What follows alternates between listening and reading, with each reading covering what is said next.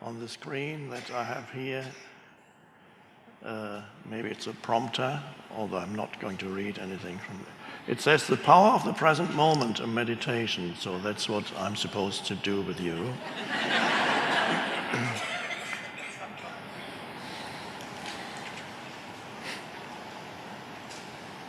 Now, this is not a meditation where you need to go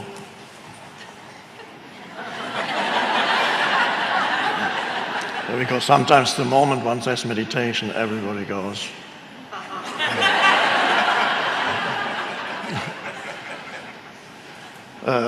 You can't sit like that all the time, but it's always the present moment. So with the present moment meditation, it's something slightly different. It's an amazing thing, the present moment, usually overlooked.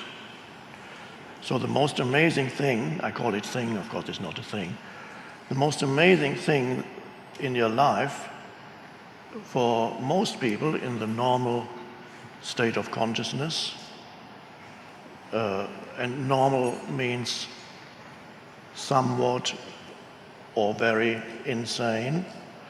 In the normal state of consciousness, the present moment is usually overlooked habitually, unconsciously. People have been conditioned to overlook the most important thing there ever is, because your entire life consists of the present moment. There never has been anything else. Everything happened in the present moment, and when you remember it, it's the present moment. And when you think about the future, which of course never arrives as the future, it can only arrive as the present moment. But people live as if the present moment were undesirable or an obstacle, or they actively dislike it.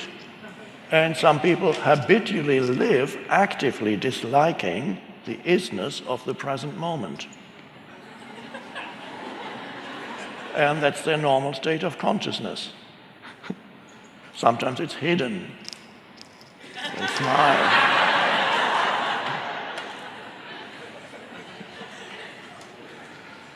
So when you become aware of the present moment, and sometimes people realize when I talk about it, all of you of course know all this already, but there may be some tuning in through the media who don't know this yet.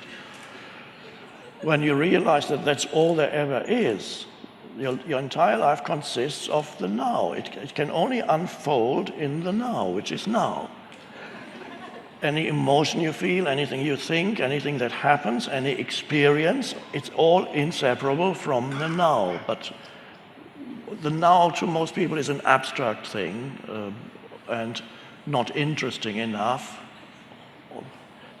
So let's see what that means, and let's make it into a meditation. So let's call this our meditation this afternoon, the journey into the now.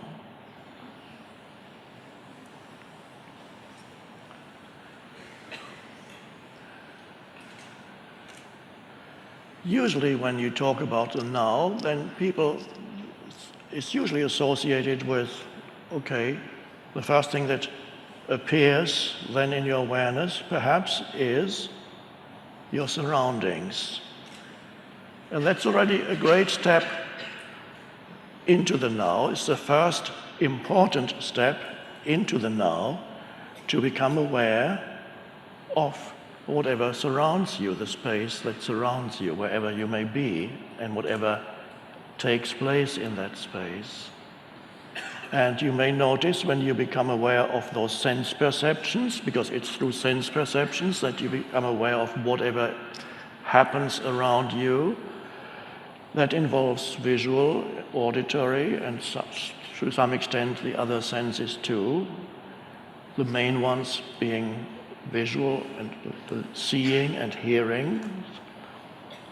So as we enter the now, we become more aware of our surroundings. It's the first step into the now.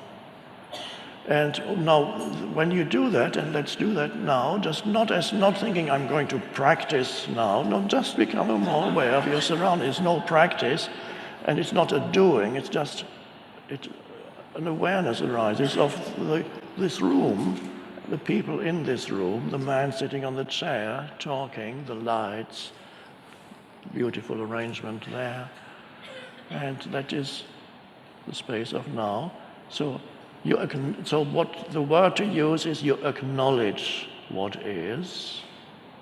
And close to acknowledging, you go a little bit deeper, you appreciate what is.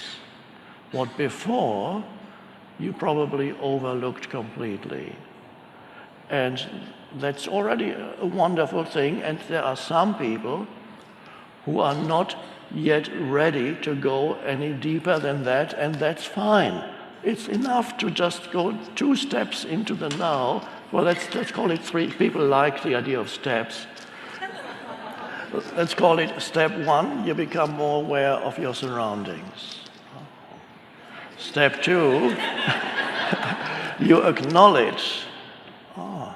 And with the acknowledgement comes a sense of the goodness of the ways in which life manifests continuously around you. There is an aliveness in everything. Even in the middle of a city, you might say, oh, I prefer the forest or the beach or the mountains. But even in the middle of the city, whatever happens, all the movements in the middle of a city are manifestations of life. Life manifesting as human beings running around, as cars, as houses, buildings, and noise, and so on. And there's also something there that is fine. It's an acknowledgement of life. And then comes an appreciation. Oh, you might see something that you before had not appreciated, the sky, for example.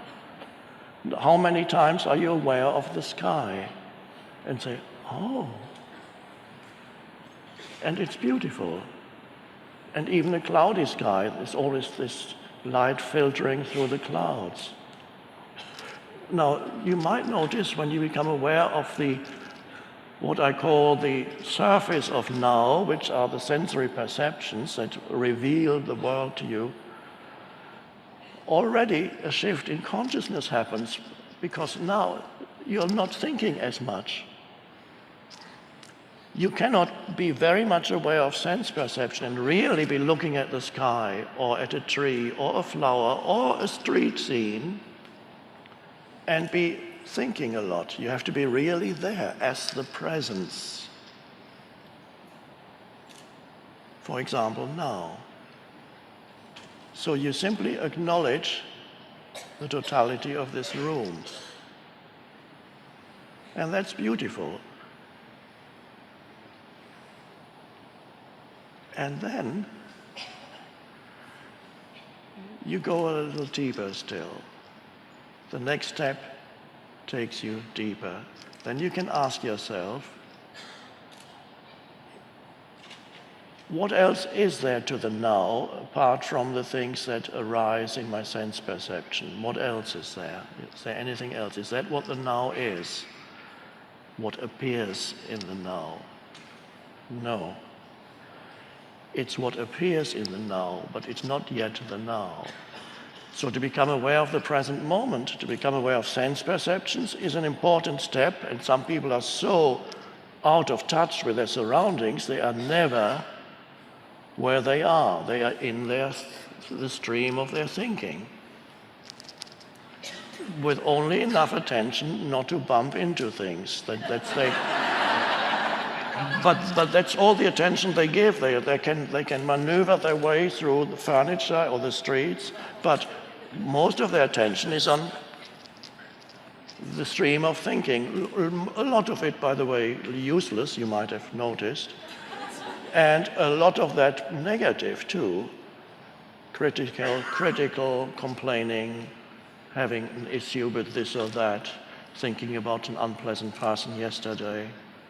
or 10 years ago, and thinking what might go wrong tomorrow or tonight. And all kinds of, it takes you, that consciousness is continuously being absorbed by thinking. And people are in the grip of the stream of thinking. It pulls you along, amplified these days by the digital gadgets. We might be talking about that a little later. The grip of compulsive thinking, where one thing after another arises in your mind and you identify with everything that comes into your mind. Amplified, as I said, by the digital stuff, which called, want your attention, this is important, another email coming in, a text message.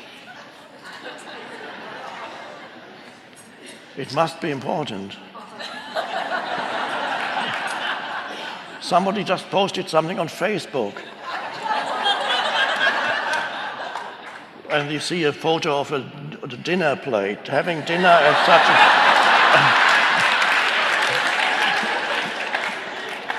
And of course, then you have to reply and you say, cool, it's great. And that absorbs all the attention, is continuously being absorbed. It was bad enough before the digital things, but now it gets amplified. More stuff in your mind, more stuff. And you're drowning in stuff. And I'm not meaning physical stuff. Some people also drown in physical stuff. But you're drowning in mental stuff. One thought after another, one text message after another, one Facebook posting after another, one unpleasant memory or anxious thought after another, one complaint after another about other people, what they did and failed to do and should have done but didn't do. But so there's no end to the stuff, and you are missing the present moment. Your attention is absorbed by useless and compulsive thinking. And imagine living like that for 10, 20, 30, 40 years. What that does to your habitual state of consciousness and you as a person. What kind of person does that state of consciousness produce? Anxious, angry, whatever their habitual state is, continuously dissatisfied, continuously needing desperately the next thing, which is never enough. So this is what we're getting out of. Just wanted to show you a little illustration of the normal state. So now we go back into the present moment. And as you become more aware of your sense perceptions, your alertness, and when I say alertness, don't let that be just a conceptual thing. Alertness needs to be something that you can only know what alert awareness is by experiencing alert awareness. You cannot understand conceptually what alert awareness is. And everybody here, I would say, knows already and can verify in their own experience the difference between being absorbed in being identified with the voice in your head, which is habitual compulsive thinking, and being in a state of alert awareness, which looks like this. You don't have to look like that, I'm acting it out. I just wanted to give a visual representation of it. It goes. And you may notice suddenly this is called, now, oh, by the way, there's been a lot of talk about mindfulness here. I just wanted to mention, I never use the word mindfulness, except when I explain why I don't use it. There's nothing wrong with mindfulness, it's just that my preference is to call it presence. Reason being, to me, mindfulness implies that your mind is full, and we don't want that. So, but if you're very welcome to use, it's perfectly fine to use that word. It's just my preference is presence. So what arises here is presence. When you become aware of your sense perceptions, there needs to be less thinking and more presence. So thinking subsides with that alertness that arises, and don't let it just be words now as I speak. You can verify in yourself that there can be a subtle shift from being involved in thinking into suddenly being fully here with your attention. So little thought now, because you can't be fully aware and be thinking. Now the next step down into the now is, as you become more aware of your sense perceptions, you may also sense the simple but beautiful fact that you are alive. And how do you sense that? That sometimes comes naturally as thinking subsides somewhat, alertness remains, and you can feel that there is an aliveness pervading your entire body. Subtle, somewhere, but you can sense that in your arms, your legs, your feet, there is an aliveness. And that can become part of your experience of the now. So now you begin to be present, what we could call present within and present without. So you can sense your own aliveness. If you can't sense it, ask yourself, for those few people here, probably very few, who cannot sense the inner energy field of the body, what I call the inner body, I ask sometimes, if you close your eyes, hold your hands like this, and ask yourself, how can I know without looking or moving my hands whether my hands are still there? It's a funny question. How can I know without looking at my hands or moving my hands or touching anything, how can I know that my hands are still there? And at that moment, you cannot get a conceptual answer for that. You can only get an experiential answer by suddenly experiencing an aliveness inside your hands. And your attention has moved from thinking, has disengaged from the movement of thought, and is flowing into your hands. And in the same way, if you can feel your hands, you can feel your feet at the same time. And that you can feel the entire body as a subtle energy field. And that's a lovely place to be. And that you begin to be more rooted in the now.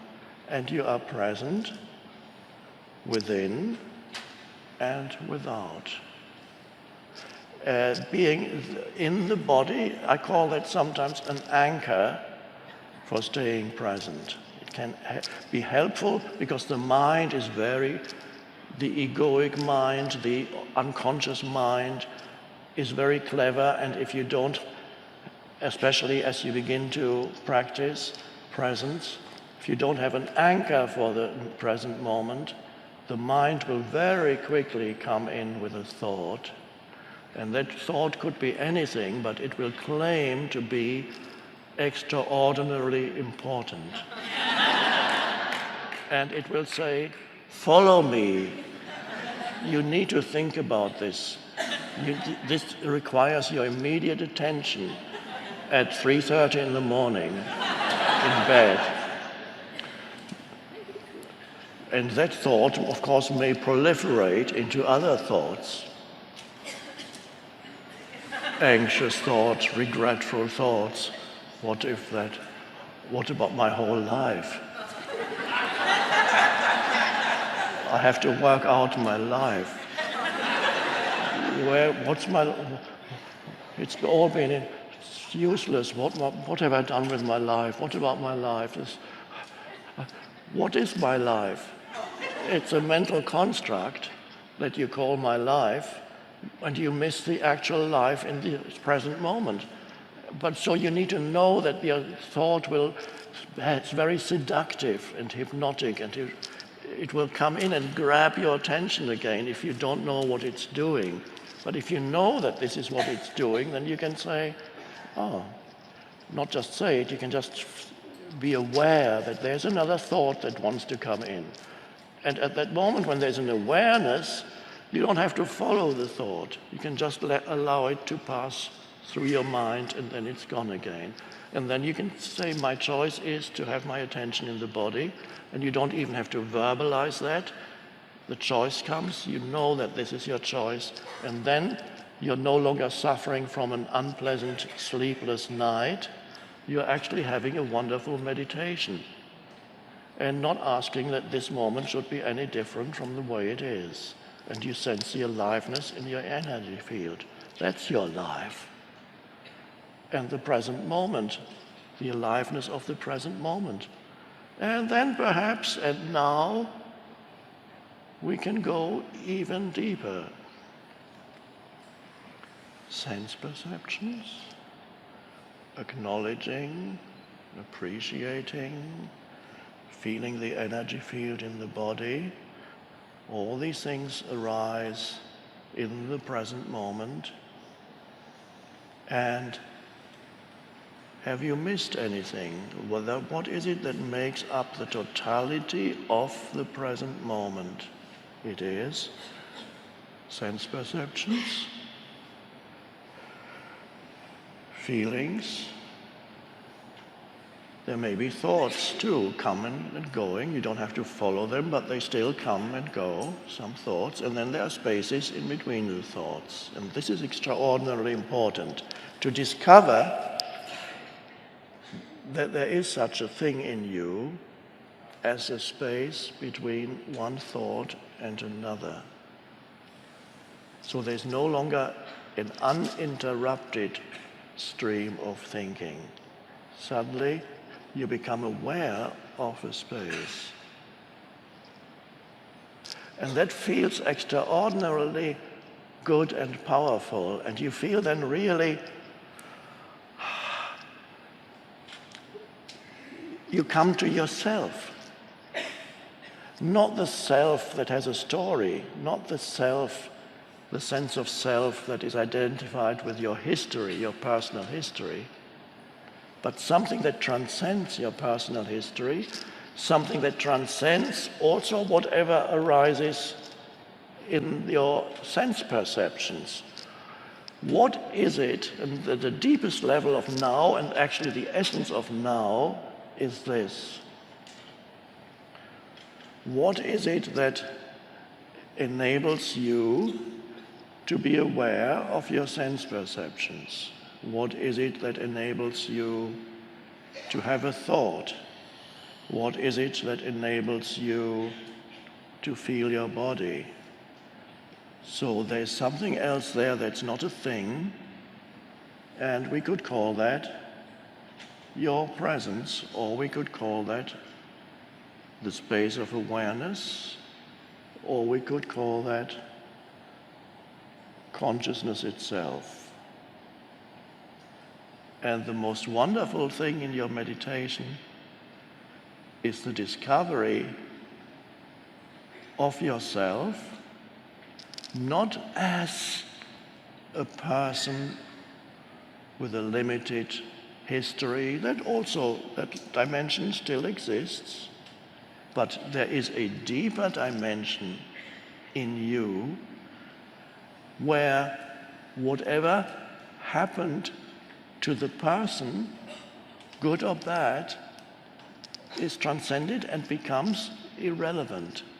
A deeper sense of beingness or self, when you can realize that that which makes your sense perception possible, any thought possible, any emotion possible, is the fact that there is the light of presence in you. In that light of presence, you perceive this room. In that light of presence, a thought comes and goes. If too many thoughts come and you no longer have any gap in thoughts, the light of presence becomes obscured. It's still there, but it's like a totally cloudy day. You can't see the sun anymore. It's still filtering through, but you don't know it. All you see is the clouds.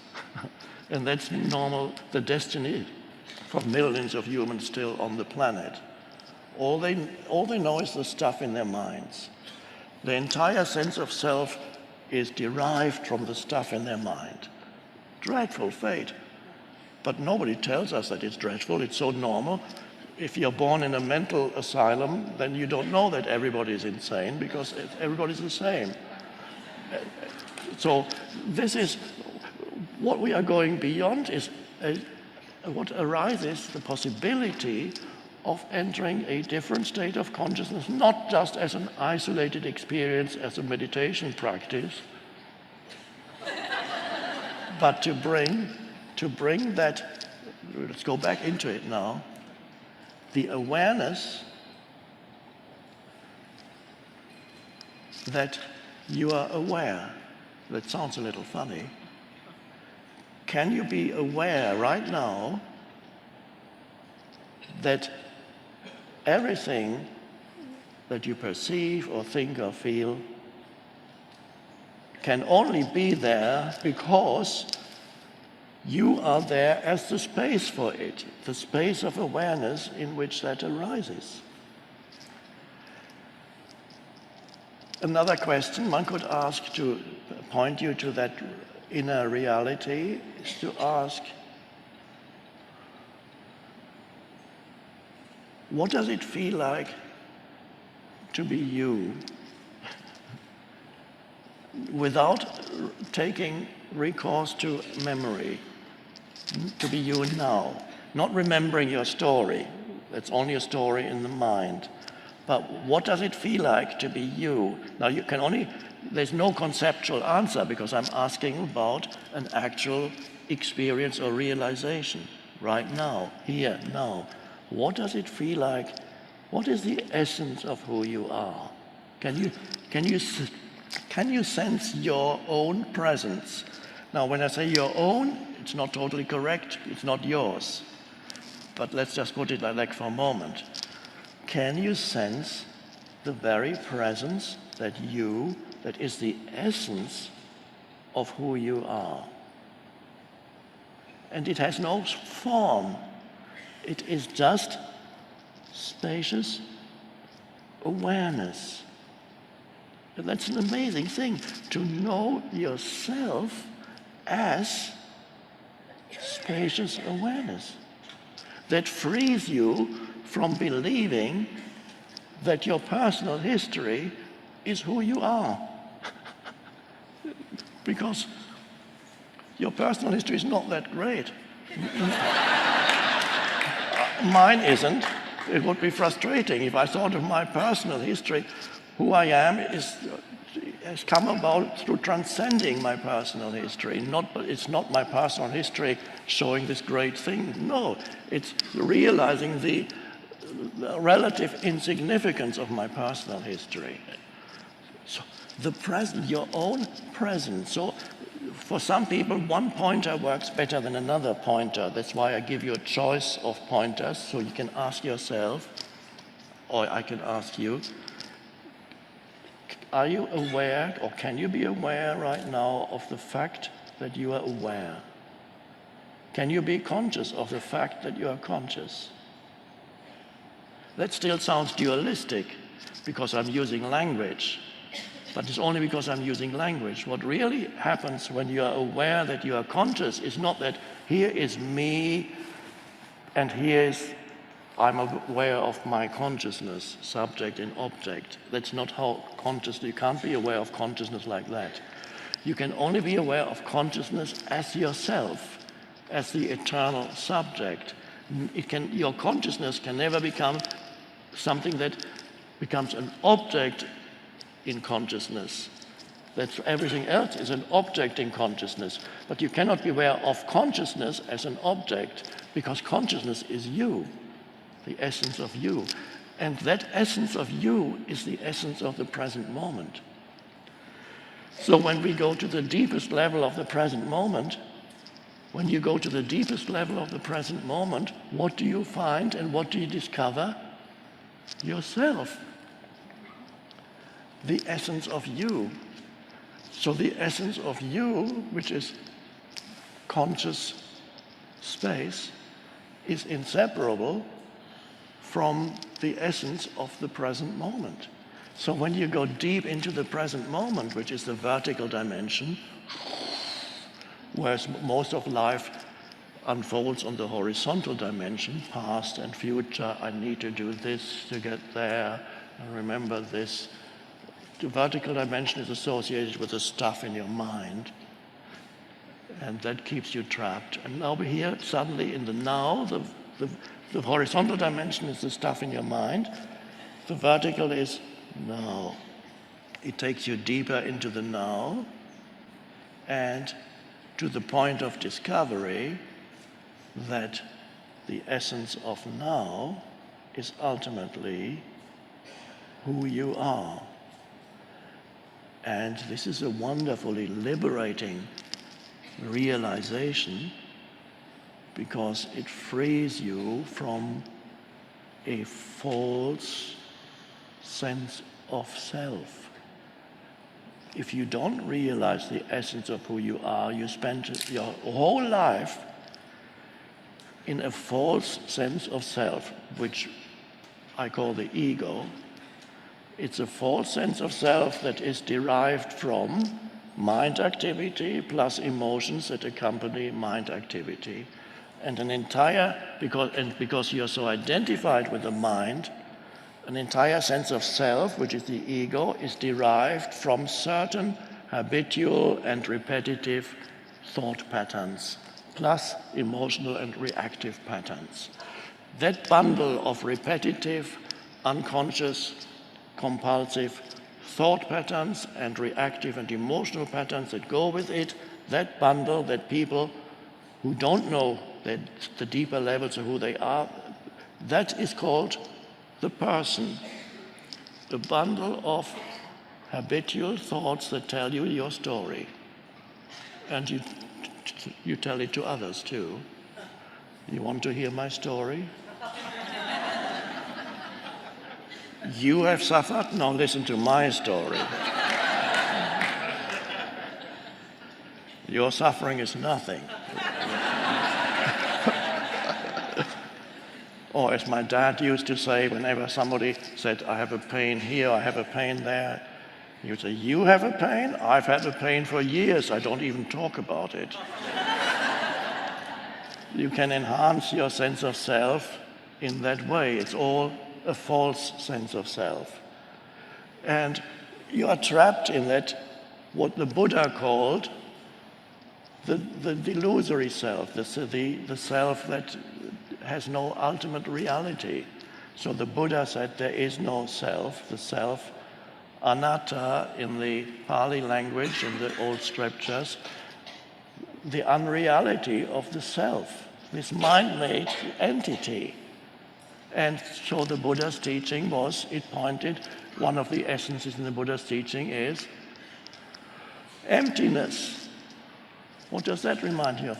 Awareness, spacious awareness. Presence, emptiness, no form. Jesus had the same message. The kingdom of heaven does not come with signs to be perceived. What does that mean?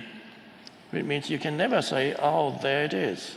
Why can't you say, oh, there it is? Because you are it. It can never become an object in your consciousness because it is consciousness itself. And people have been repeating the words of Jesus for 2,000 years. With who has understood them? Very few, maybe one or two Buddhists.